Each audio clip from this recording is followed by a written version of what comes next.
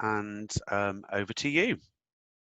Okay, thank you very much. So good afternoon, everybody. Hope you are all well. Thanks very much for joining. This is the 7th webinar in the Rob Half Your Future series. Today's about workplace culture. So today I'm joined, as ever, by our expert panelists. So some will be very familiar, and we have one new one today. So we've got Sheryl Miller, we've got Claire Blissitt, Emma Howard and Kristen McNamara, and as ever, supported by Matt Robinson. So I'm Victoria Sprott, I'm the talent director of Rob Half. I worked at Rob Half for 24 years, always in the recruitment space as a recruiter and as a leader. So by way of introduction, Sheryl, perhaps you could pick up. Sure, thanks, Victoria. So, yeah, my name's Sheryl Miller. I'm a chartered accountant by profession. I'm starting to say, actually, that I'm a recovering accountant because I've moved firmly into the space of working more with people and with their ideas and their passions. But, yeah, background in big corporates, leading on major transformation and change programs, but now working full-time in the space where I'm coaching and mentoring and running retreats, etc., with the lovely Emma, who is also on the panel. Those retreats sound so nice. I can't wait for everything to open up to experience that. So thanks, Sheryl. And Claire. Hi, I run an exec coaching business. I'm primarily focused on senior leaders who are stuck in some way and think they want to make a change. I work with people across all different verticals. So at the moment, I'm currently working with someone who's a senior director in a national newspaper all the way through to a CEO of a large national charity. For the majority of my career, I've held senior leadership positions for large corporates, mainly working in commercial roles, but latterly my last 2 corporate roles have been COO roles. I've always been really passionate about people and curious about change and transformation, and I'm currently doing a master's in behavioural change and coaching at Henley Business School to support all of my work that I'm doing with my coaching company. Cool, thank you very much, Claire. And Emma? Hi guys, it's me again. So yeah, I've had 15 years worth of experience working, heading up recruitment teams and also HR in some very large organisations, and also working as a recruitment consultant. So I'm very sympathetic to the challenges around that at the moment. Currently working, as Sheryl says, as a career coach, also working with people around kind of changes in direction, and also advising businesses on how to make the most of this, I'm going to say it, unprecedented time. Thank you, Emma. And Kristen McNamara. Hey, everybody. Kristen McNamara here. I'm the Senior Director for Staff Development and Talent Acquisition at Robert Half for the 16 countries outside of the US. Been with Robert Half for almost 24 years. And like Victoria, I came from a recruiting background. Probably about 10 years ago, I got really interested in the potential of individuals and how we learn, and kind of evolved into staff development, and leadership development is a real passion of mine. And you might be able to tell by my accent, I am not originally from the beautiful British Isles. I'm an American living here now for about 15 years. So thanks for including me, Victoria. I'm excited. Great to have you. Thank you. And Matt Robinson. Thanks, Victoria. Yeah, so I'm Matt Robinson. I'm Corporate Learning Manager here at Robert Half. Been with Robert Half for almost 5 years, but again, just like some of my colleagues here, have been in recruitment, have started off as a recruiter, but have been in recruitment for just over 15 years now. So I'm going to be supporting and producing this webinar today and managing the Q&A as we get to that point later on. Brilliant. Thank you very much, everybody. So as ever, in order for us to sort of gauge and give our answers appropriately to the audience today and bespoke our conversation, we're going to run some polls to make it interactive throughout the next hour. The questions are going to pop up on your screen. I'll read through them, but they'll be very visible for you, and all you do is you just click the answer which is most relevant to you, and I'll read the results out. And then as we go through the webinar, questions are going to arise in your own mind that you want to ask the panelists yourselves. So there's a Q&A button at the bottom of your screen. If you can just click on that, you can submit your question anonymously. There is one slightly different poll that we're having right at the end of this webinar, which is going to be asking you to free text, and if you could do that through the chat function, which is a different icon at the bottom of your screen. Matt, as he said, will be looking and collating the questions that are coming through, and we will get through as many as we can. And just to be assured that your participation in all of it can be, is completely anonymous. And as Matt said, the call is recorded.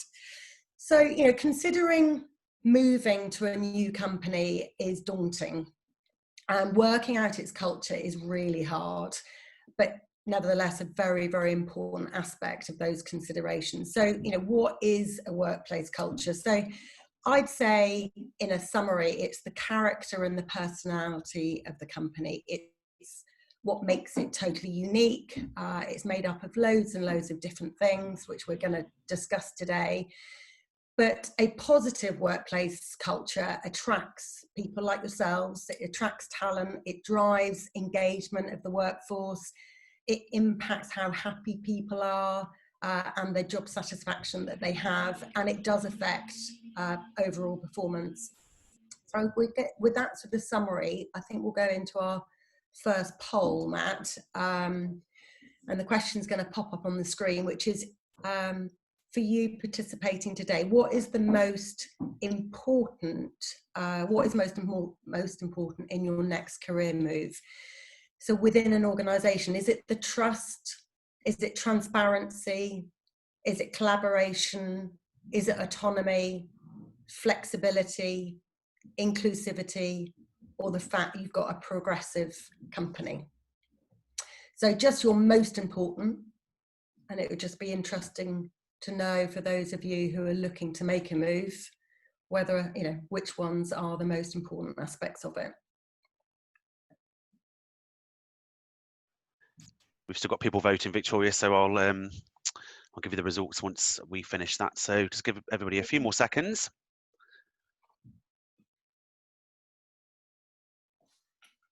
Okay, so just to let everybody know, I will be ending the poll in about 5 seconds. We've pretty much got most people voted here. This is great. Okay, so I will end the poll.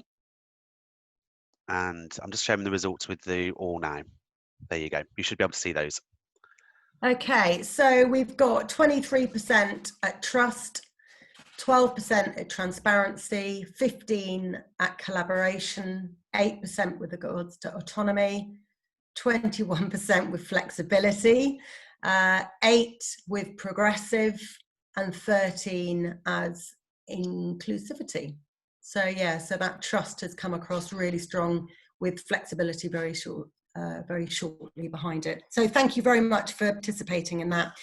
So how do I know, as somebody who's looking for a job, how do I know whether an organisation is going to suit my personality? So perhaps, Claire, you could lead off on this. Sure, okay. Just sort of following up on your introduction, Victoria, I think first of all, in terms of importance, I think quite often when you take a role, you look at the role, the spec, the package, and it kind of gets you in the door and it offers the promise. But actually if you think about it, it's actually the culture that will support all of that and is kind of the enabler. So the culture is something that's so incredibly important, but I just think that sometimes we look quite often at the more kind of transactional things like the role and the remuneration. So I think it's really, really difficult to understand it though, because you have almost like two extremes quite often. You have the corporates, you have a really clear articulation around many of those things that are in your poll just a moment ago around trust, flexibility and so on. But then you've also got those companies where it's just evolved effectively, essentially. And either way, as a candidate, it's actually pretty hard to understand what that means. So trust to me probably means something very different to someone else. Equally, flexibility as well. So I think it's really hard to understand that in an interview situation, because even if you ask some quite clever questions, it's kind of words. So you need to have a really good understanding. I think the first step that I would say about whether an organisation is going to suit your personality is to have a really, really crystal clear understanding of yourself, which demands quite a lot of reflective thinking to really get to that granular detail. So I think we can all sort of say, oh, I think my values are trust, respect, flexibility. These are my values, and actually that's what's important in the job that I take. But what do those actually mean when you come to an interview? So what are the specific questions that you need to understand to make sure that there's going to be a good fit? I think the second thing is linked to the questioning, is that you actually have to be almost like a detective when you go for an interview, because you have to kind of look at the clues as to what the culture is, as opposed to what they're kind of saying as such. So the first thing that I'd say in terms of getting a really deep, granular understanding of your values is there's some good tools out there that are online. One that I use quite a lot is Miller and Matthews, and so it's a huge amount of value cards that you can go through and to get a deeper understanding of your value set. So once you have that understanding, you can then look at the organisation and ask some more insightful questions, having a good understanding of your value set.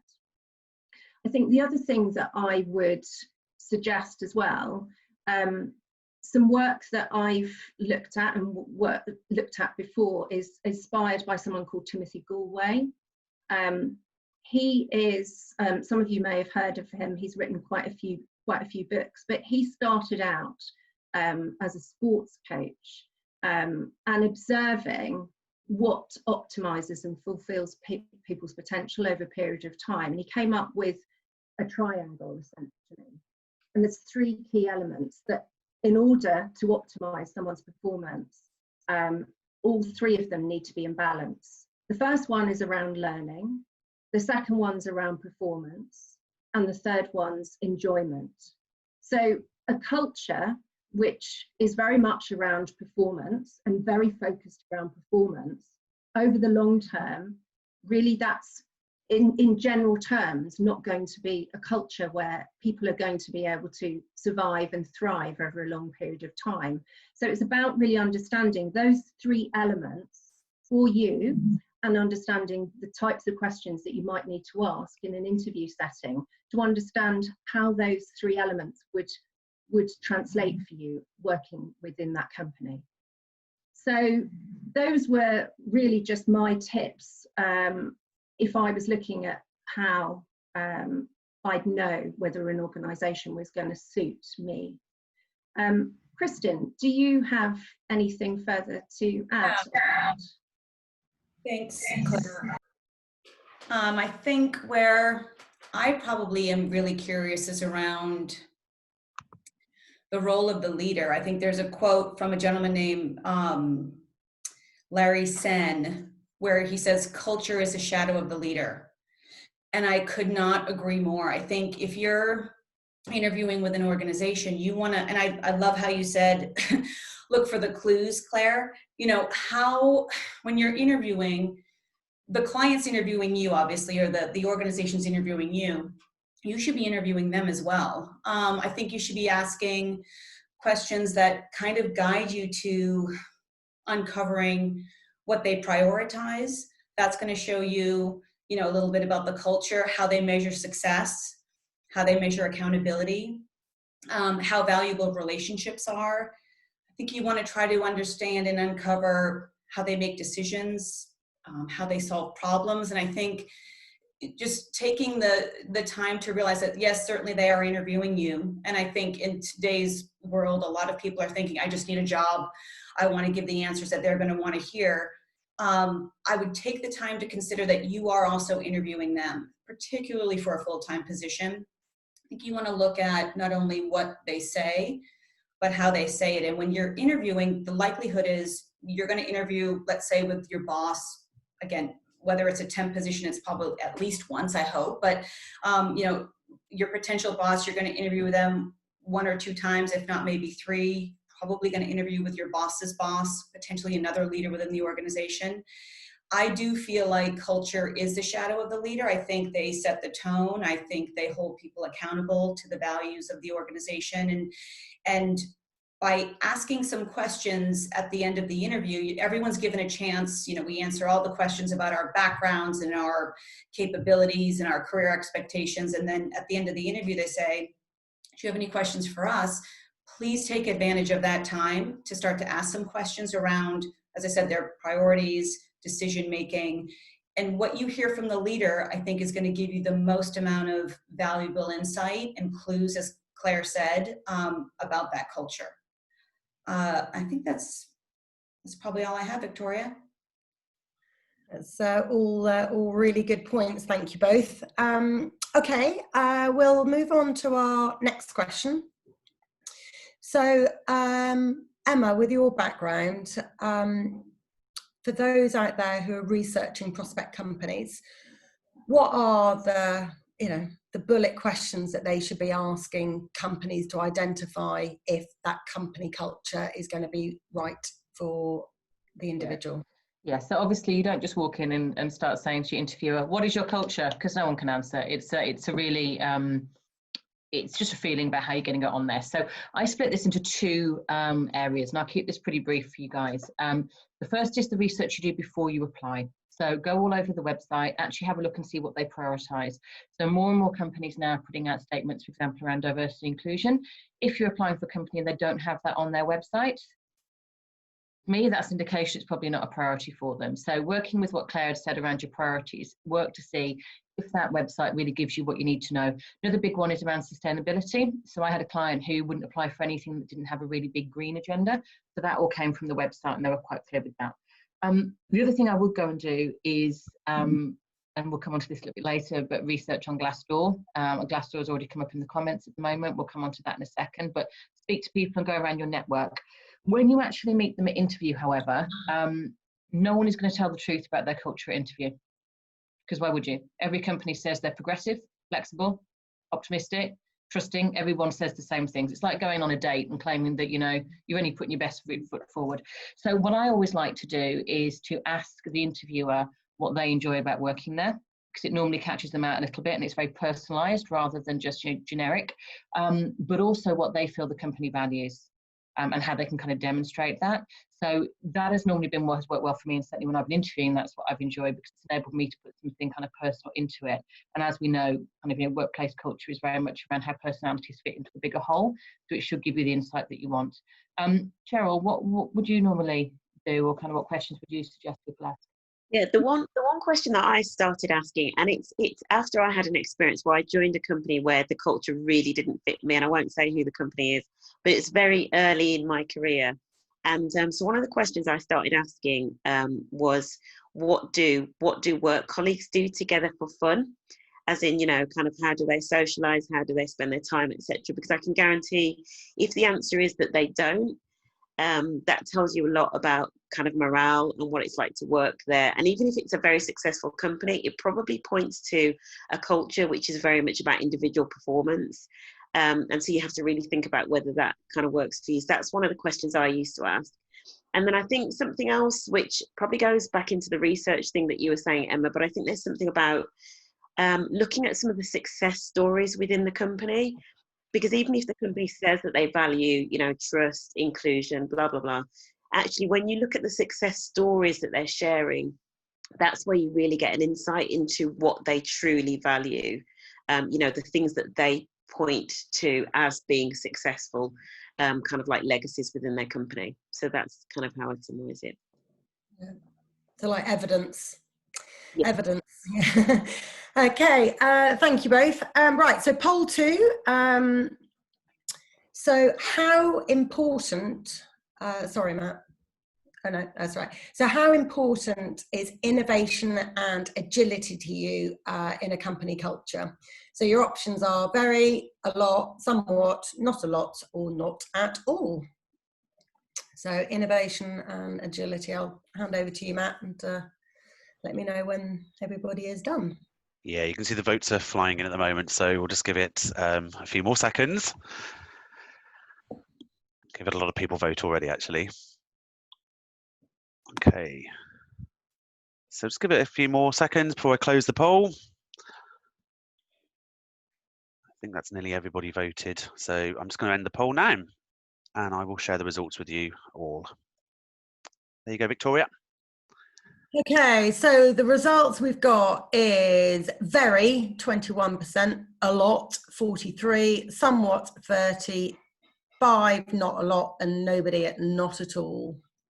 So yeah, so nearly half. It's pretty high on people's agenda. Thank you for that. So leading into the next sort of question, which obviously is related to that. So, you know, we've all been challenged, but companies have also been challenged over the last sort of 5 months. Perhaps, Claire, you could give us an example where companies have pivoted well over that period of time. Sure. Okay, thanks, Victoria. Yeah, so alongside my coaching business, I am a COO of and owner of a design and manufacturing point of sale company. And so I just wondered whether it might be good to just kind of use this as an example. So pre-COVID, we designed, as I said, point of sale for retailers. And we were really, really passionate about, prior to, I would say the last 18 months prior to COVID, looking at all sorts of things around culture and how to improve the culture within the company, all sorts of initiatives to improve engagement and looking at how we can innovate more successfully. I would say overall, if I'm being generous, from a work culture point of view, I'd give us a 6 or 7 out of 10. From an innovation and agility perspective, I'd probably give us a 2. And we did all sorts of things, and we ultimately also set up a partnership whereby everybody in the company had a share of the profits of the company. And then we had COVID.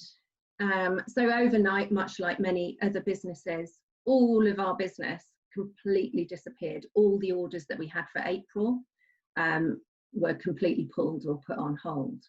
And I suppose what I'd say is that, I mean, within 2 weeks, we had stopped manufacturing all sorts of things for retailers to designing and manufacturing face shields for the NHS. And we went, we kind of did this together with all of the compliance testing and testing that you have to do to make sure that they're compliant for the NHS within the space of 2 weeks, working at breakneck speed. And the only way we could have done that is probably down to all the work that we did prior to COVID, engaging people. Also, I think everybody knew it was do or die. The situation that we were in meant that we had no government grants, so we had to make it work, and we were really up against it. I think there was involvement from every single person within the company.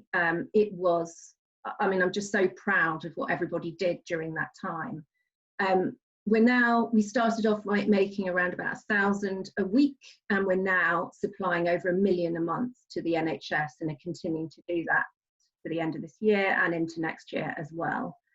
So we did this pivot, as I say, within the space of 2 weeks. I think the challenge for us right now is sustaining that energy, that agility, that sense of urgency, because naturally, given such extreme or unprecedented circumstances, there's bound to be some kind of natural, there will be a natural dip afterwards. So it was just an example that I thought would be useful to share around, where we tried in the past to create this kind of great culture and innovative culture, but actually it was COVID that provided that enabler for us to actually really deliver successfully on it. Sheryl, do you have some examples from the work that you've been doing? Yeah, well, a couple of organisations sprung to mind really, and the one that I've been talking about quite a lot, which has been in the press and probably similar to your company story, Claire, is Brewdog, who obviously very early in the whole COVID thing kind of, pivoted to manufacturing hand sanitizer. I think at one point they were literally putting it into beer bottles, which that's a whole nother webinar. But I think the thing that was interesting about Brewdog is that there's something about they've got a very strong culture, and I think it's probably because they're quite founder-led in terms of how the company is run, and that kind of came through consistently, even though they had pivoted to doing something different. There was this very strong kind of like almost a kind of rebellious streak that still came through even though they pivoted, which I thought was quite nice. And actually one of the things that they talked about when they'd done the hand sanitizer thing was that they didn't get everything right. I think there was a lot of press about some of their batches getting rejected by the NHS and whatever it be, but they still persevered because they've kind of got that rebellious, we can do it streak anyway. So I thought that was quite cool. And then just a local business that I wanted to call out, a much smaller business. So there's a Birmingham business called Loki Wine, which I'm a big fan of because it's all about wine tasting. And so it's an award-winning, small business. And obviously they have wine shops, and one of the things that they did just in terms of pivoting was doing online wine and cheese tastings. So you had to order, so they would say what tasting they were going to do that week. You had to order it in advance. They would then deliver, and then they would deliver the wine tasting. And I remember that right at the start, because I know the owner fairly well, and right at the start, they were a little bit nervous about what was going to happen, and it was all going up in the air. But then, a few customers kind of suggested it, and a couple of other businesses had done it, and they've now done it fairly successfully. And even though their shops have now reopened, they're still doing the online tasting. So it's actually turned out to be a real opportunity, which I think is great. And again, obviously it's founder-led, so it's probably easier to make sure that culture kind of remains and is there all the way through. But yeah, just a couple of examples from me. That's excellent. Both alcohol related. Yeah, that was intentional, but hey, that's me. Brilliant. Thank you both. They're really fascinating stories. So, most companies have mission statements and articulate their values in sort of different ways. The next question, which I give to Kristen to kick off with, how do we know if a company is authentic in its values, and how are those companies that are living by their values, not living by their values, held to account? Yeah, I think this is really important. I think companies who know who they are, as same thing with individuals, they don't try to be all things to all people.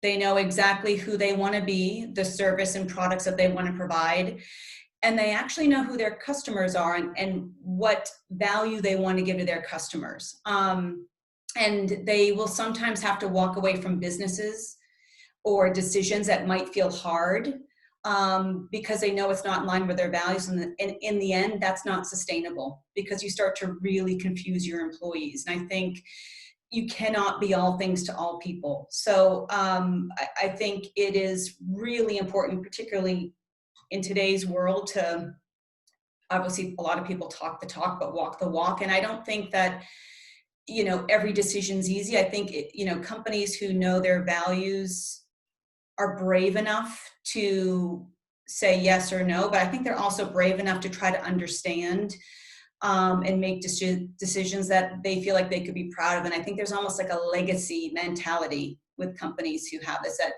we need to make the decisions today for the business, but also for the next 20, 30 years of employees that we hope are working here. And I think when companies or leaders within companies, because I do think culture is a shadow of the leader, when the leaders within the organizations don't follow their values, you can just feel it. It feels like there's a persona that you just can't keep it up forever. And so you almost kind of make yourself vulnerable for looking, or you just lose credibility, I suppose, over time, because you cannot maintain that. And they just get very confused, and they try to reinvent themselves, I think, in different ways.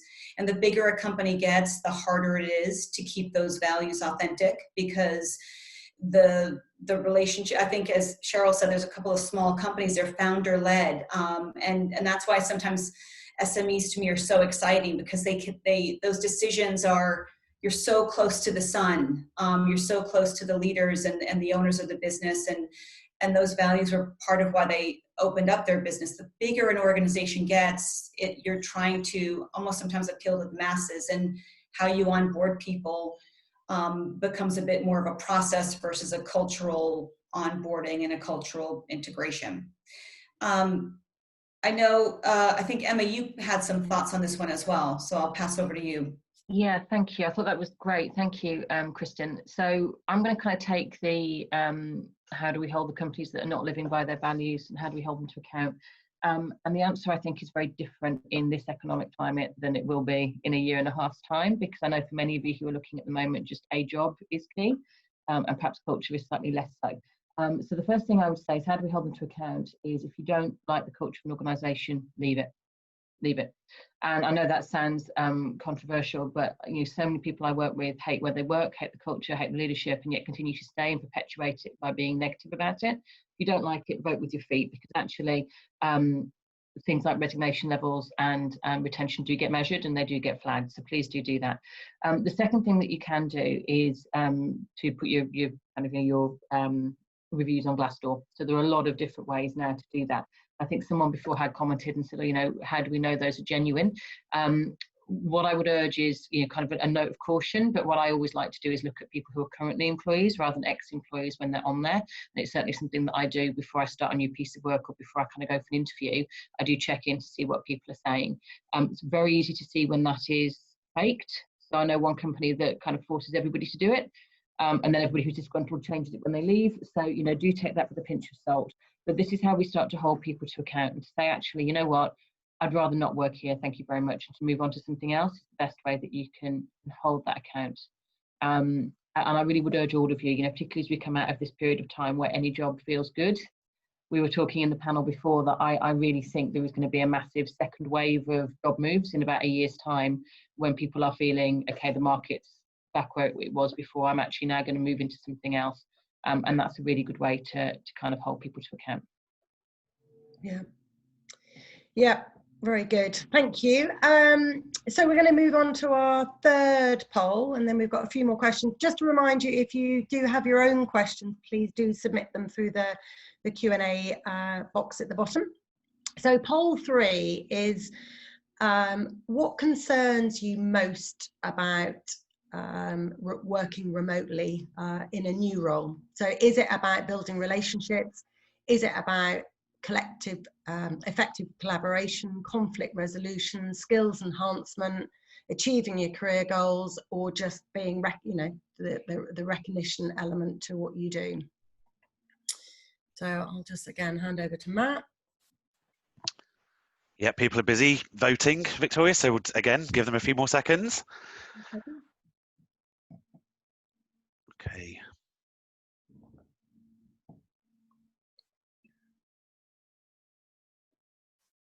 Yep, still got a few still voting.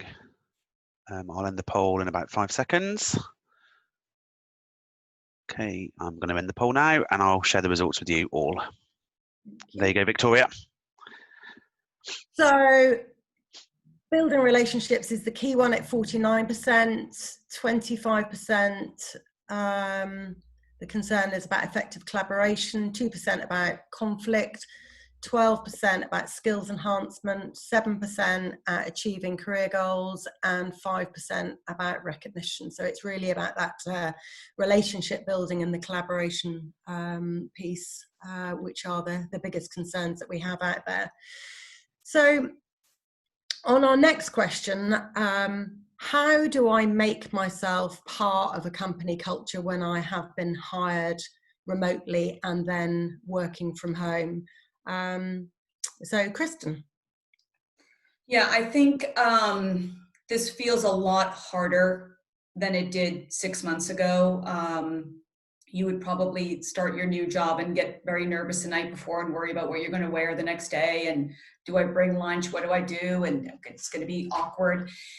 And we don't have that anymore. So what we thought was probably awkward now would feel like a bit of a luxury. I would actually challenge anybody, myself included, if you're going to try to become a part of a company culture, or even if you're moving within one part of your organization to another, I think the onus is on the person joining that culture. Obviously, you hope that you're joining a very inclusive and kind and fair culture where people are very interested in onboarding you. But I think you've got to be the one to do probably the heavy lifting here. And I think there's two components to that. One is challenging yourself to check all of the cultural baggage from your last company or your last organization at the door. You will probably have left an organization where you could have been there for 2 years, 2 months, 20 years. There was a certain way of doing everything because that's what culture is. It's how they do what they do. Don't necessarily, I challenge you not to bring those expectations in. Go with a really open mind. So really taking some time before you start to think about, why did we do what we did? And how do we get that done? And did that work for us? And are there other ways to do it? Because if you come with a closed mind, it's going to be really hard to make yourself part of a new culture, because you're going to say, well, that's not how we did it at my last company. And I don't see why we would do it that way. Open mind is really, really important. I would also say from a relationship perspective, and funnily enough, I think 49% of the people responded that their relationship was the most important. Be proactive. Again, hopefully you will be joining an organization where people are reaching out to you, but you don't have the water cooler, you don't have the kitchen or the desks or the pods to sit down and just create conversation. Even if it feels a little vulnerable, I would highly recommend taking the time to have one-on-ones with people and not just figure out what they do and how you might work with them on a project or a deliverable, but really, why do they work there? I think somebody said earlier, asking people, what do you love about this company? And so it's not just what the person does, it's why they choose to work there and also who they are. Culture is going to exist in any corporation, whether we're all sitting in a boardroom or we're all sitting on a Zoom call. It still exists. And I think just being curious, I guess what I would probably say is having the mindset of a traveler. When we go to a new country, we want to learn about what people eat, what music they listen to, how they have fun, their history. Take that same mentality into your new organization. And I think keeping that open-mindedness will probably, do you in pretty good stead. And Sheryl, I don't know what your thoughts are on that. Yeah, I completely agree with that, Kristen. And what I was going to say, which I think is a build on that, is just to be open. And I think be open with your own story. I think one of the ways that remote communication has changed things in terms of how we connect with people is, I kind of think there is less time for small talk, to be honest. I think when we're in offices, we engage in a lot of small talk. How was the weekend? Oh, it was fine. We share a couple of kind of really surface level things. When you're working remotely, you don't really have the luxury of that. You're not going to have lots of interactions during the day. So my advice would be, in those one-to-ones or in those opportunities when you've got meetings, share more stories about yourself. Be probably more open than you would be normally, because actually that's how people will get to know you, and that's how you will get to know other people, by opening up, talking about your experiences, what's important to you, whether that's in work, but probably more importantly outside of work, actually, in terms of sharing yourself. I think those are the sorts of things that are going to mean that you actually start to create real human connection, and actually that's what will get other people to open up to you as well. So that would be my advice. Just be really open, kind of forget the small talk, don't spend so long talking about the weather. No, that's really good. Okay, thank you. So next question is around working from home. So it's not always easy. What advice would you give, Emma, to people who are working from home to get that? Yeah, and I'm going to be really controversial now. I like a mix. So I really miss an office because for me, that kind of mix and that contrast works well. So the first thing I would say to everybody is when we talked about kind of values, trust came out highest and then flexibility was the second. And those two things are the core of kind of balancing working from home, both in terms of what you deliver and what your bosses expect from you. And one thing I would say is that if you are expecting flexibility when you're working from home, you also have to give it. So I do know quite a lot of people who are working from home, but work on their own kind of timeline and then get very frustrated when their colleagues aren't on the same one. So the first thing I would say that's absolutely key is setting those boundaries and understanding from the beginning. So working from home doesn't mean a free-for-all for everybody. It means understanding what's that team flow. When does your boss expect things? When do your colleagues like to chat? Perhaps when your colleagues doing something different, does someone need to be signed off by a particular time? So how I always make working from home work for me is I actually get everybody together and say, look, what are the peaks and troughs we think we've got in terms of things that we need to do? And that kind of removes that worry or that kind of checking your phone. The second thing I would say is working out when you are going to be most productive, because what I see for a lot of people is I'm working from home. It means they actually work 16 hours a day rather than 7.5. So just start to monitor realistically whether you are doing things, we're making them harder almost, because sometimes we can drag stuff out when we're at home. So really getting into a level of discipline about how long you're going to take on things, removing distractions, making sure you're kind of focused can be a really, really good way to make sure that you're not just taking a working day that could have been 9 hours and now dragging it out into the 16 and getting the worst of both worlds. And that for me is really the key of making it work as opposed to making it something that means you can't tell the difference between work and home. That I think is the biggest downfall for working from home and where the balance gets mixed. Kristen, I think you're more of a working from home fan than I am. What would you say? It's funny. There's a term 9 to 5er, and then I'm a 5 to 9er, right? So I'm up at 5, and I'm basically the nerd in bed at like 9:45 falling asleep to my book. So I agree. We all have our areas of the day where we're most productive. Protect that time. But I guess I really look at it like you almost have to think about yourself as an asset and an investment, and protecting and investing in yourself. And so making sure that you're blocking time for working out or meditating, learning, even just taking a break. I think if you look at yourself as an employee and you've just got to keep working and working, you could work from 6:30 in the morning until 9:30 at night. It's never going to be enough. You've really got to almost protect yourself from burnout so that you maintain creativity, you maintain a good attitude.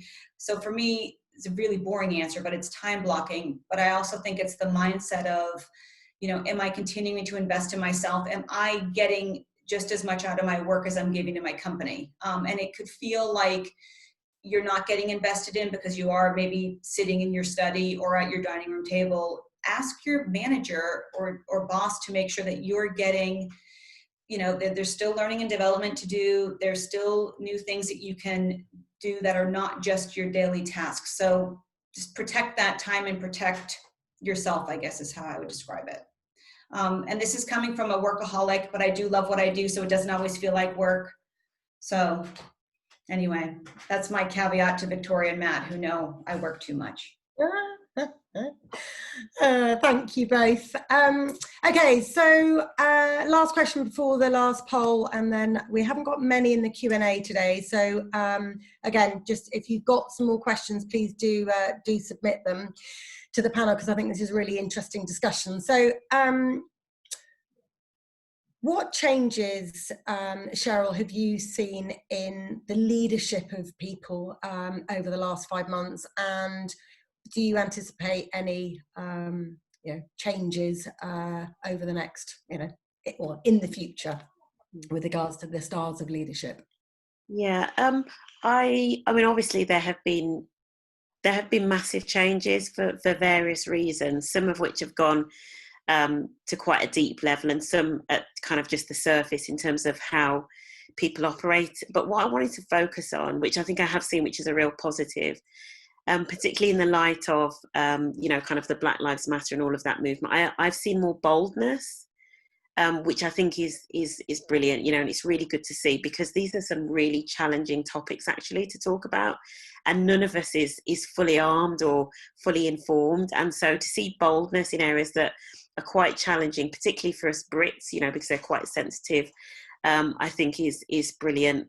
And also I believe I've seen more empathy around the well-being of people at home, and it's probably taken a while for some leaders to get there. I think some people just assumed, oh, we'll just kind of switch the technology and everybody will be fine. And it probably took a while for people to figure out, actually, do you know what, this is really challenging from like a mental well-being perspective. I also just wanted to kind of call out one of the leaders that I've been watching for a little while, actually, because it's a company that I believe are really starting to put their money where their mouth is. And, you know, if anybody's got time, I would kind of really encourage them to have a look. So recently, David Solomon, who's the CEO and chairman at Goldman Sachs, was awarded LinkedIn Leader. And they've been doing some stuff now for a good couple of years. So, for example, you know, they announced a while ago that they weren't going to give venture capital funding to any companies that had all male boards, as an example. And I believe that even just by LinkedIn holding him up as an individual of what leadership looks like will help to kind of, you know, create a really good role model that others will start to look at. You know, and there are obviously other companies in that space like Ben & Jerry's, etc., who wear their hearts on their sleeves. So I think good leadership is being held up more than it was before. And I think people are moving towards a more kind of bold, empathetic style. And it all links back to the trust and the authenticity as well. So those are my thoughts. Claire, have you got any additional thoughts to add onto that? Yeah, I suppose my perspective comes looking at what the challenges have been in terms of managing change from a leader, and what the challenges are going forward. So, you know, we've seen a huge change in the assumption about how long it takes for change to take place. And traditionally, we see when there's any kind of planned change within an organisation, there's a very structured, there's a beginning, there's a middle, and there's an end. And what we're saying now is just continuous circles of transformation. So for me, the challenge as a leader is, you know, what do you need to stay close to, and what do you need to let go of is absolutely more important than it's ever been before. I think the second thing is about how change is happening now and what that means for the leader. So again, kind of if you look back, change is traditionally very sort of top down, highly planned, and importantly, expert led. But what we've seen now is it's much more collaborative, it's much more participative, and you're seeing people reaching, and the leaders needing to reach out to other departments within the organisation to affect the change, and even in some cases with competitors that they would never have dreamt of before. And also just including kind of all levels of the organisation, and not something that change is driven wholly by the leader. So the challenge really for the leader is orchestrating and mobilising all of these different teams with such diversity, and keeping them motivated. And then the final thing is just really, I suppose, just summarising both of that is how leaders are expected to behave in a crisis. So pre-COVID, leaders were, you know, expected to set out the strategy, to be very clear about what the different steps were within the change. But linked really to what you're saying, Sheryl, as well, there's a lot more focus now around values, purpose, and engagement, and the leader really needing to understand what that means for the people within the rest of the organisation. And so it's much more the responsibility of the leader to understand people, and much less about process now. So really my summary is, in the future, I'd expect to see leaders and the requirement for them to be more about managing energy and purpose within their teams. Thank you. So what we'd be interested in as we move into the Q&A element of today is, we'd be really interested if you could put in the chat function the companies that you're currently working at, what changes you've seen regarding culture over the last 5 months. So if you are comfortable, just one word or a quick a phrase, but we would just be interested as to sort of what changes you've personally seen within your own companies right now. So Matt, I'm going to hand over to you for a few questions that we have in the Q&A. Yeah, absolutely. So whilst people are writing their chats down, I'll just go to the first question. Emma, I'm going to come to you on this. It's one I think that you want to answer. Somebody mentioned they read a post on LinkedIn regarding culture add rather than culture fit. So what are your thoughts on that? Oh. Emma, you're on mute. Hang on. I'm on mute. Sorry, guys. Yeah. I was thinking about this actually the day, because Sheryl and I have a podcast, and you can find it on LinkedIn. I won't go into that now, but someone said a brilliant quote when we were talking to him on Tuesday, and he said, if a culture is one where people can not fit, and that often becomes an excuse, this isn't the right culture fit, then it isn't a culture.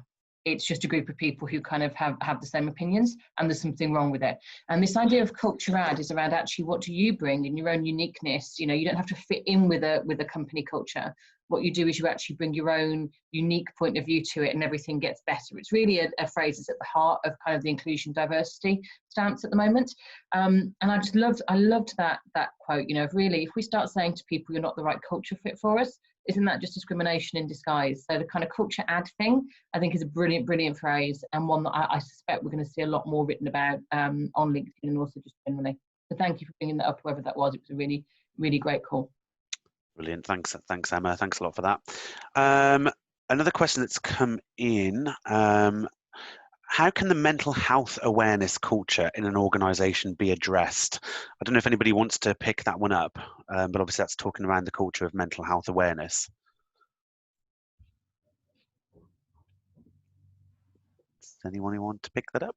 In the absence of anyone saying anything, Yep. I think my thoughts would be, when I think about the organisations that have had interventions in this space, I would say I think it's very important for the leaders actually to talk about their own mental health challenges. That's for me, I think it has to be normalized by kind of people at the top talking about it, and it being okay to talk about it, because it's what I've seen in some companies is leaders talking about mental health but never as something that they have experienced, which to me that doesn't normalize it. Almost, it kind of makes it something that kind of happens to kind of weaker people, if that makes sense. So it has to be something that the leaders talk about, and I don't necessarily mean that they have to give every personal detail necessarily, but even just feeling low, feeling down about things, those sorts of things should be shared, because they're all on the spectrum of our mental health and well-being. Yeah, I'd like to add to that. I'd like to see some normalisation as opposed to fetishisation. So what we often see is there's, and I certainly in the last company I worked for saw this, there was a person who had, and I'm going to quote, mental health problems, and he got trotted out at every single, event to talk about his depression. And actually that's another way to kind of segregate this off. And where we start to see, as Sheryl says there, the whole spectrum of leadership, and actually everybody talking about mental health as something that is fluid and fluctuates in the same way that physical health does, and normalise that's where we start to do it. In the short term, but for the person who's asking, there are a huge amount of resources available to employers at the moment. There's a lot of accreditations that people can do, mental health first aid training. Certainly if your company doesn't have that, do encourage them to sign up to it, because it's a really helpful way of kind of just normalising those discussions so it doesn't feel quite so forced. Yeah, and I would say, I think a lot of times leaders would sometimes don't want to say the wrong thing, so they don't say anything because they're so afraid to offend or alienate people. And I think really, particularly in the last couple of months, I think the time for that is over. for a lot of different topics in the workplace. And I think what a lot of us are looking for is the leader having the curiosity to want to learn and being willing to possibly get it wrong until they get it right, and knowing that that intention is so much more important than possibly saying the wrong thing and impacting someone the wrong way. I think it's actually a bravery required by their leadership. We're not all mental health experts. I certainly know I'm not, but I think it's the curiosity is now expected from people on how to learn and how to get better. Thanks, Kristen. Hopefully we've got time for one more, Victoria. So very quick one. I know, Cheryl, I think you've volunteered to answer this one, but somebody's mentioned about being really careful about saying things on LinkedIn, maybe something controversial, and having opinions on subjects. There's things they'd want to say, but aren't necessarily saying. Do you have something you'd like to say on that one? I do. I could keep it short and sweet and say just do it, but there is something about we've kind of talked in this webinar about culture and about how we want kind of trust and authenticity from the companies we work for, and we can't get that unless we are ourselves.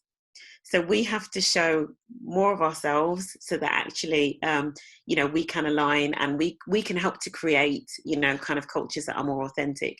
LinkedIn, I think, is a really interesting reflection of how we filter ourselves in the corporate workspace anyway. So yeah, I think just go for it. I know LinkedIn can be a little bit scary and people can sometimes not be the most kind necessarily if you kind of put yourself out there, but I think life's too short not to be honest. Thanks, Cheryl. Thanks very much. Victoria, I think I'm going to hand back to you. We're almost at the end of the hour. Yeah, and if there are any questions that are coming to you now, then please do submit them until it closes, and we can, always answer them personally after the webinar finishes today. So I thought really, really interesting discussion today. I've made, as ever, copious notes, but I think the sort of salient points that I've taken away are, as you start that search, you've got to identify your own values to really understand whether or not a culture is going to fit with you or not. Making sure that culture piece is alongside the skills and the compensation of the job, and just not in isolation. Vote with your feet if the culture doesn't fit. Having an open mind, being like a traveller to build those relationships. And that sort of look for bold leadership as you consider those organisations. So thank you, really, everybody who's been on the panel today. It's been really, really good.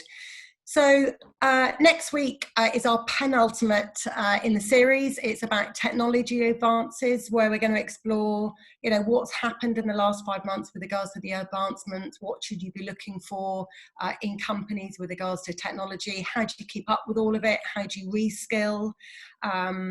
So everything, within that technology remit. So if you've enjoyed today and feel that there are other people that would benefit from joining these, either the recordings or indeed the live webinars like today, then please feel free to share our links. But to Cheryl, to Emma, to Claire, Kristen, and to Matt, thank you very, very much for joining. And we hope to see you all and many more next week. Thank you very much. Thanks, everyone. Bye-bye. Bye. Thank you. Bye.